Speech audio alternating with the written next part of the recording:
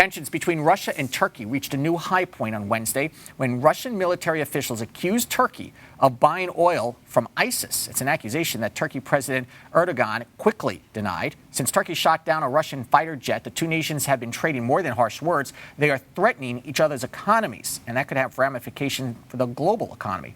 Steve Acunto is the chancellor of the Consular Corps College and joins us here on Arise Exchange. Steve, good to see you. First, what do you make of this accusation from Russia, which is a startling one, that Turkey is buying oil from ISIS and therefore supporting the terrorists? The more I hear people's speeches, whether it's Trump or Hillary Clinton or now this, we live at a time of slowly verifiable claims. I don't think it's a verifiable claim. I think it's part of the mess that's been created economically by the sanctions imposed by Russia on Turkey, the 700-mile-long pipeline that is now in question, the openness of the Turkish border, and it follows on the heels of something. The southern Turkish border, right? Southern Turkish border, yeah. But it follows right on the heels of Assad saying that Putin has done a great job in constraining and diminishing ISIS. The two happen simultaneously. So it's a time of unverifiable claims. Okay, so the two countries, there is concern of a military conflict between them, but what really appears to be happening at the moment is an economic conflict. What actions have Russia taken against Turkey and vice versa that is putting both countries in harm's way economically? Well, Russia has imposed sanctions. Number one, Putin has precluded Russian citizens from vacationing in Turkey. And by the way, that's a big deal. It's a big deal. There were 300,000 a year of them. He already closed down Egypt to their access.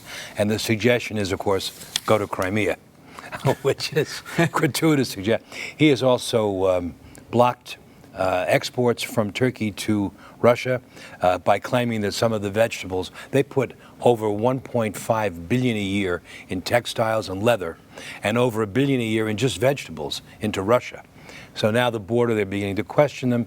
15% of them were blocked, supposedly unsafe. This is playing. It's a very, very ugly game, actually. This is playing well for Putin at home, right? But it's also playing well for him. It's not as clear cut that he's the bad guy in Crimea, right? No, it's this not. one is a little bit more grayish because you have a fighter jet that was taking on terrorists that may or may not have crossed over the border. Well, you have a history of that. You have Turkish planes escorting Russian fighters off premises, if you will. So this was, I think, a shock. Well, let's remember, Turkey is not the clean hands either. They have planes flying over Greece all Absolutely the time. not. So this is and Erdogan now country with a history. Now Erdogan has expressed regret over it, which is not an apology. I don't think you'll get an apology in this case. But I think that it's gamesmanship, and Putin right now, this is his hour. He is the ascendant, visual, big bully in the room right now. I shouldn't say bully. He's the big player in the room. We talk about military escalation spilling over into other countries. Could the economic situation here spill over into Europe and Asia? I don't think so. I know that each of these sanctions is like a parent saying to a child before they spank them, this is going to hurt me as much as it hurts you. A sanction has that same effect. So now there's a 700-mile pipeline, which is to have gone from Russia through Turkey to Europe. Now, when Putin says we'll stop construction on that, that doesn't just hurt Turkey. I mean, that hurts him as well. And by the way, Russia now maybe has some leverage in the sanctions that we've put on Russia.